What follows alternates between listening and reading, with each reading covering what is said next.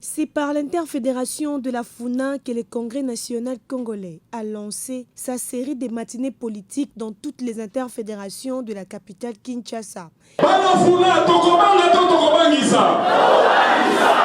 Les différentes structures du CNC, à savoir les sectionnaires, les cellulaires, les comités et les fédéraux, ont été invités à prêcher l'évangile du CNC dans le coin et recoin du district de la FUNA. Le CGA, en charge de l'administration et fédération Meshak Mandefou, qui a donné les go de ses activités au nom de l'autorité morale de ce parti politique, a appelé les membres du Congrès national congolais à travailler d'arrache-pied afin de donner beaucoup de sièges au CNC aux prochaines joutes électorales. La journée d'aujourd'hui consacrée au lancement de ces matinées politiques qui seront organisées dans la ville-province de Kinshasa. Nous avons préféré commencer dans la circonscription de Funa. Aujourd'hui, vous-même, vous avez vu le responsable de toutes nos structures du parti dans cette interfédération. Ils ont répondu, ils ont été exhortés par nous, tour à tour, moi-même, secrétaire général en charge de l'administration, ainsi que la secrétaire générale en charge des relations avec l'extérieur de notre cher et beau parti. Alors, le message clé que l'on peut retenir ce jour, c'est lié à l'organisation, la redynamisation et la sensibilisation pour la réussite aux élections qui se pointent à l'horizon.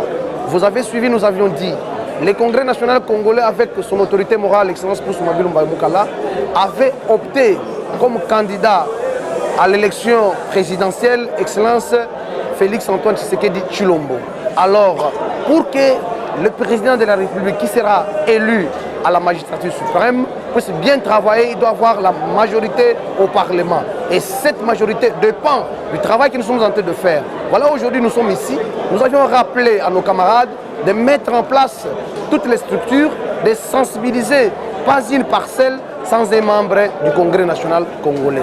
Les femmes et les jeunes filles doivent s'élever afin de s'engager dans la politique pour contribuer au développement du Congo démocratique, a soutenu Christelle Mwabilou, secrétaire général adjoint en charge des affaires politiques et extérieures. Nous avons lancé une campagne dénommée « Pas une parcelle sans un membre du Congrès national congolais ».